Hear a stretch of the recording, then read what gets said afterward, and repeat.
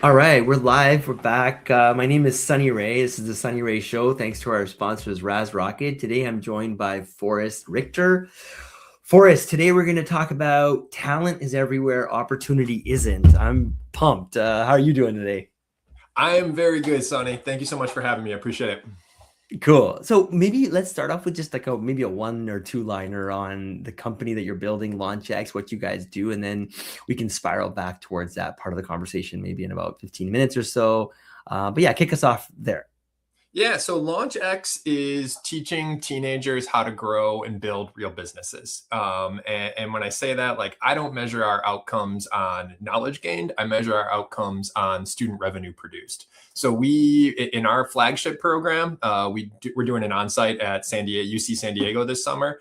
Over the course of 4 weeks, we will go from zero to rev gen, and most of our students get there. And sometimes thousands of dollars of revenue in just a few weeks. Fascinating. Cool. So, first, I like to start with backstories, right? Before you got into entrepreneurship and enabling others, before you got into tech and all of this. Yeah, I think you said you grew up in Milwaukee, or is that where you live now? Yeah, I grew up in Milwaukee, and I'm actually back in Milwaukee. Spent a little time in the Twin Cities in between. Went to school at the University of Minnesota. My background isn't tech or business. I kind of fell backwards into this. I was a psychology major with a philosophy minor, and started my career in kind of entry level marketing. My psych background actually gave me a pretty solid statistics background, just from working on research. And so I started. This wasn't like, I'm not old enough to be like crazy early days of digital marketing, but it was early enough where we were putting like white text on white backgrounds to help with SEO. So I was kind of applying a level of kind of analytics that the place I was working at hadn't done before. Gave me a little opportunity to climb the ladder. Learned I like systems, I like process, I like ops. So eventually I ended up taking over ops there. And I found myself at like age 26 reporting to the CEO, and the industry was in the construction industry, very hierarchical, very not particularly progressive. And so I was looking for a change, and I was kind of really looking for just like a culture shift. And I really fell backwards in a lucky situation. Bright Cellars is a subscription wine company that got acquired semi recently. They had just secured their seed round, and they were in my backyard. I went and applied for an entry level position. They were cool enough to recognize that I was probably a little beyond an entry level position in real time. And so I was employee 16 there, the first person on the team that had led other people before. So I was there for a ton of growth. We scaled up to 1.25 million MRR over the 2 years I was there, grew to over 60 employees. And in that process, I learned that I like being early stage, like really early. That's the part that I kind of love. That was my first exposure to venture funding, which it was completely chaotic and backwards from what I expected. That ended up informing a product that I ended up building later called Uncrowd, where we were trying to connect underfunded founders with venture investors, and did well enough there. I was one of the companies that I thought timing with COVID was going to be horrible. Like, we were literally set to launch in March of 2020, all set for like a classic South by Southwest guerrilla launch. And then everything like kind of like, what is happening? It turned out to be a total blessing in disguise for me, because all these VCs that I needed to connect with and get on the platform were now at home and accessible. I didn't need to be flying across the country to meet with them and sneak into their calendars. And so I was able to kind of scale up the VC side of that platform a lot faster than I ever would have been able to. And we ended up getting bought by a group out of Toronto a couple years later called Startup Fuel. So I stayed on there for a little bit, and then I kind of bounced around early in fintech. I consulted for a while before landing at LaunchX and taking over for the president at LaunchX in June of 24.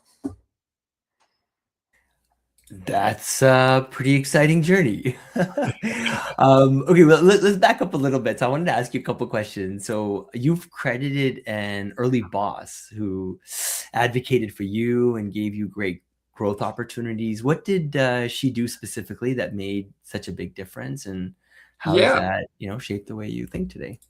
Yeah, the biggest things that she did was gave me opportunity and also didn't make me feel dumb for making mistakes. And so in both those cases, she would give me work or let me explore things that were well beyond my capabilities or my station within the organization. And then certainly if things went sideways or went wrong, she was cool with those outcomes. We would learn from them and train from them, which was like very, very foundational for how I manage today and kind of like my management philosophy. I think the best education comes from failure. There's only two outcomes when you try stuff. It's either going to work or you're going to learn something. Have you ever heard the quote, "Success matters, failure is inconsequential"? I haven't heard that, but I appreciate it. It's very philosophically aligned. That's one of my favorite quotes. It's by a gentleman by the name of Vinod Khosla, who invented or was the founder of Sun Microsystems and Okay. Java. Anyway, so okay, another thing. So you're a yoga teacher, a rock climber, a volleyball player, and a Big Brother mentor on the north side of Milwaukee. So that's a pretty eclectic mix. How do those pieces of your life kind of just feed into one another? And then the world of Yeah, I entrepreneurship. mean, it's a really good question. I think I have a habit of only going kind of full send into stuff. And so like, I tend to get really deep into hobbies and I tend to turn hobbies into bigger parts of my life than is probably necessarily healthy all the time. But I just don't like half-assing anything. Like I want to do the best version of it. I want to do the biggest version. So like looking for like how do I make an impact, like that's what led to Big Brother. Like how do I as an individual thinking about like I was just a person that went to yoga and I just wanted to learn more about yoga, and there isn't really like a yoga 202 at any gym. It was like either you come to our classes or you become a teacher. So that was really like my process for like learning more about yoga and how to get better at that. And so all of that is just kind of like aligns pretty well with being an early stage startup founder, of where like you kind of just go really hard all the time until it becomes unhealthy, which also happens and has happened to me. But yeah, that's really just like I try to stay pretty balanced. I think, again, thinking about like my own philosophies, I was really a part of like I was kind of born and bred in like lean startup methodology, right? And so like my thought processes, like the way I approach problems are still very much in that ecosystem. But I also saw a lot of really unhealthy habits come out of lean startup methodology. And I've seen a lot of really toxic founders that have like leveraged lean startup methodology to rationalize some really bad behaviors that have proven unsustainable. And so I try to stay kind of even keeled within that. And I find that finding those other things, those other outlets is useful for perspective in how to run a successful business. Beautiful. So you've also said that you've battled imposter syndrome for years and felt like a fraud as a generalist until you read the book Range, which it's somewhere in the shelf behind me. Curious, how did that book kind of shape your journey, your outlook? Yeah, I credit a lot of my success to that book. Not necessarily for anything that it specifically taught me, but as far as like just making me feel like I mattered, like giving me confidence. I was perpetually in these spaces and in these rooms where I was never the smartest person in the room. I would never be the best technologist in the dev sprint meetings, and I was never the best CS person that I was dealing with there, and I was never the best digital marketer talking with the marketing team. And so I always kind of felt like I don't belong, like I'm going to get found out, like someone's going to realize that I like don't belong here, and I was kind of like just on this like edge, and it was stressful. And then I read that book and I realized that like this thing that is kind of inherent and innate to me, like my ability to kind of connect the dots and move the chess pieces, and be able to kind of float between these spaces, to be able to have a meaningful, effective conversation with the dev team and then go to the other side of the world and talk to the sales team effectively and kind of connect that, is like a real value add within an organization. And it just gave me a lot more confidence to be able to just lean into that. like recognize the value in that and feel my own worth within that, but then also B, to be way more comfortable just not knowing everything and being okay saying, I don't know, and being okay saying like, okay, this person seems to know this better. Like I'm happy to go that way, not feeling an obligation as if like I needed to have an answer for everything. Being able to say, I don't know is a super important skill. It's really helpful. And I like use that as like a pretty good metric now at this stage in my career of like, if I think someone's going to be good to work with is if they're comfortable saying, I don't know. Yeah, but that's important. So you've also burned out in corporate in your corporate roles, right? And you took a leap, I believe it was, to an ops position at a startup that had just secured seed funding. So Yeah. curious, how did that feel? Like, was that your first exposure to like a startup, and what was Yeah. that transition like? Yeah, it was completely my first time. Like this was when I was moving from this construction company over to this subscription wine company that had just gotten their seed funding. And I had been in ops for a while. Like I understood ops very well. I understood efficiency and I understood process and how to kind of optimize that.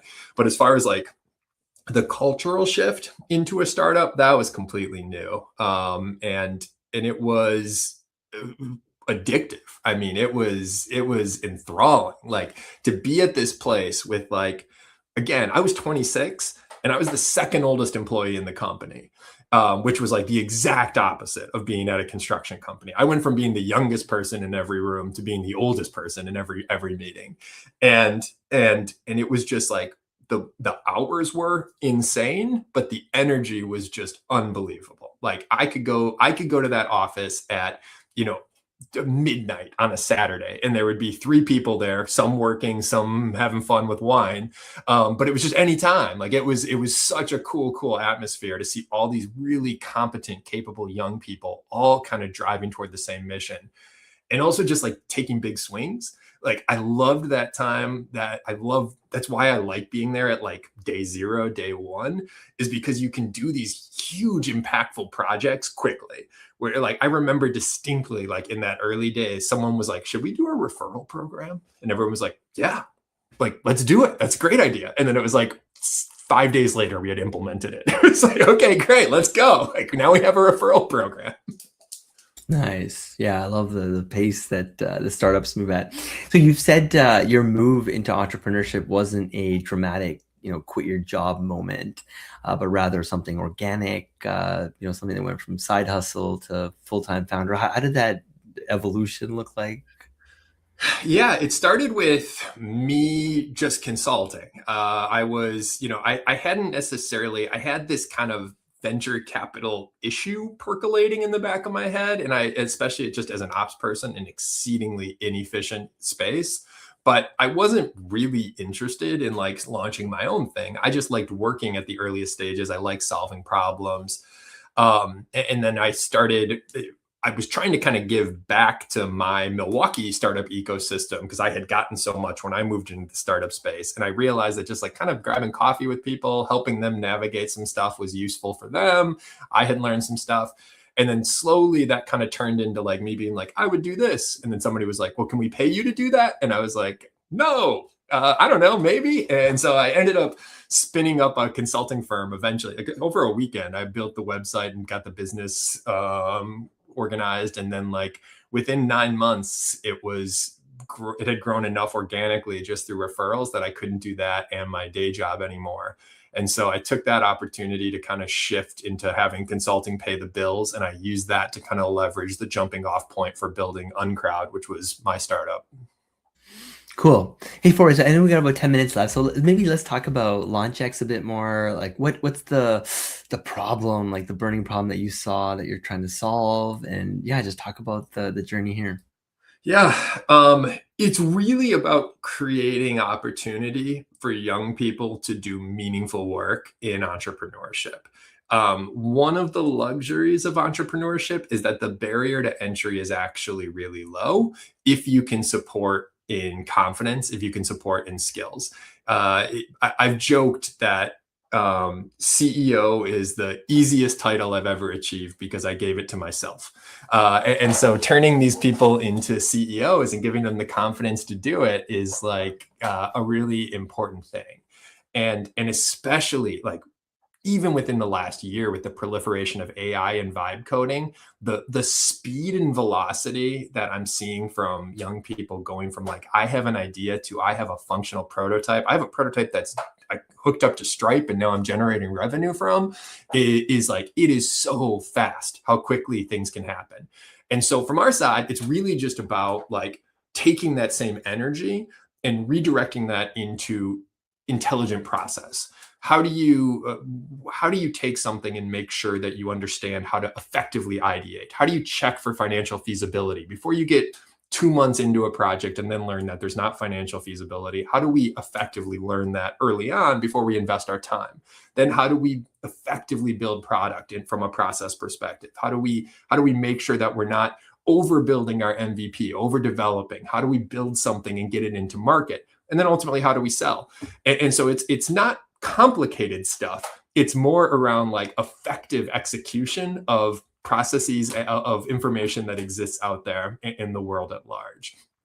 I like to say we don't hold secret information. There's nothing secret at what we're teaching at LaunchX. What we are doing is teaching how to connect the dots on all of that information that's out there and creating the space and the confidence and the lack or overcoming the fear of failure. That's a huge one with the teenagers in particular, is that fear of failure, that those limiting beliefs to be able to actually go and take the risk to do something. It's kind of crazy though, because our schooling system almost trains us to fear failure, right? Completely. To try and undo all that is not a small feat. It's really hard. We do a really good job attracting some of like the most talented high schoolers in the world. They're looking a lot of times to get into the best universities. And for those students, their pathway sometimes has never had a moment of failure in it.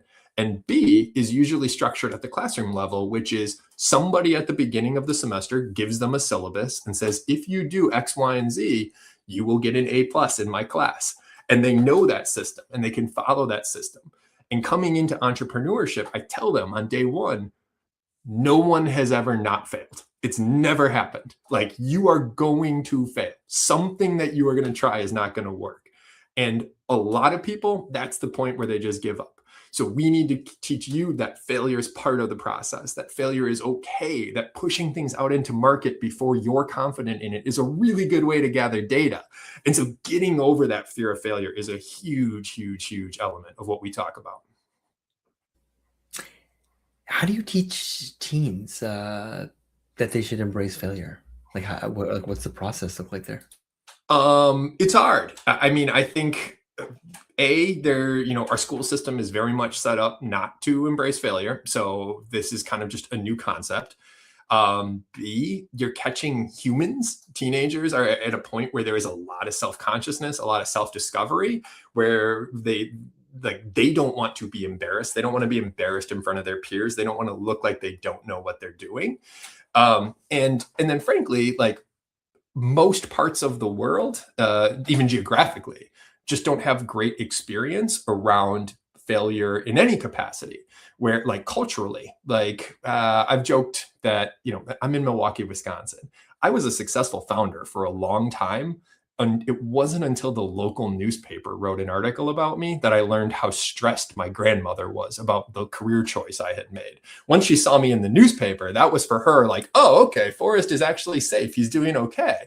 And so even just culturally, a lot of these students don't have anyone in their life that is like, this is a okay thing to do. It's okay to try stuff that doesn't work. It is a lot of, like, our families worry about us. They want us to choose a safe path. And entrepreneurship is inherently not safe. It's inherently riskier. It doesn't mean that it can't be done well. It doesn't mean that it can't be done impactfully. It doesn't mean that it doesn't mean you're going to be destitute. But it also is like, it's definitely a riskier path than like going to college and then getting a job as a consultant. Yeah, Forrest. Well, I mean, with somebody who's got a near teenager, she's 11, but 12 this year, 13 next year. So this is definitely a topic that's near and dear to my heart. She did score straight A's, which I'm still trying to like take in, which is crazy. But I also tell them all the time that, don't read too much into school. I mean, my daughter came home and she was like, Daddy, like, I hate school. Like, they don't even let me go and pick up a tissue. I shouldn't be saying this publicly, but they don't even let me take a tissue. By the way, we love the school that they go to. Last thing I want is to get them in trouble. But this part, just where they're not even allowed to have the flexibility to stand up and go get a tissue. It's like, ugh, come on, gotta lighten up a little bit here. Anyways, Forrest, this has been a great few minutes here. Thank you for your time. I'd love to come in and do like a round two, because I have like a bazillion questions lined up and many more in my mind that's swirling. But I think this is awesome what you're doing. Thank you for your time. Oh, thank you, Sonny. I know this time really flew by. I feel like I didn't get into some of the stuff that I know we had kind of hoped we'd get to cover. So I definitely want to come back another Yeah, time. you've got my link there, so maybe we'll just treat this one as like an intro, just getting warmed up type of thing, and then we can go deeper into a lot of this, because when you said entrepreneurship is more risky, I might want to debate you on that one. Oh, okay. You won't get a ton of resistance from me. I will. Yeah, I'd love to have that conversation. The reason I pursued entrepreneurship is because somebody really early on convinced me that my perception of entrepreneurship and risk was reversed. I know we got like another minute or two, but I got to share a little bit with you. So he said, we're sitting in a room, you and I, and your legs are shackled to the chair, mine aren't. And we both find out that an anvil is about to fall on top of us. Who's at more risk, me or you? You, because your legs are shackled to the table, like, even though you're not moving. And the second thing he said is, let's say we're not shackled, we're both just sitting on the chair, but I know that there's an anvil falling and you don't. Who's at more risk? Well, guess what? It's you, because you don't have information. So his point is that risk is a function of information and control. And then he paints this picture around John. John's been working at a company for 40 years. He walks in on Monday morning and he finds out that there's a new boss in town. He's got a great hair, he's got an MBA, and his job is to cut costs. Pulls you into his office and says, John, thank you for your 40 years of service, but we no longer need it. How much information did John have coming into that meeting? How much control did John have? Could he beg, plead, negotiate, arm wrestle? Could he do anything? Probably not. But then you think about the CEO who's sitting in his office, who's got projections up the kazoo. He's got a team of 10 people in marketing that's helping him understand research trends, tremendous amount of information.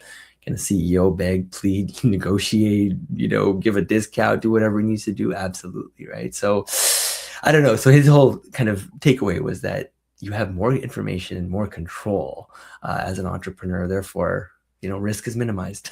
Anyways, I would not disagree with you at all. I would say perception of risk. And so there you go.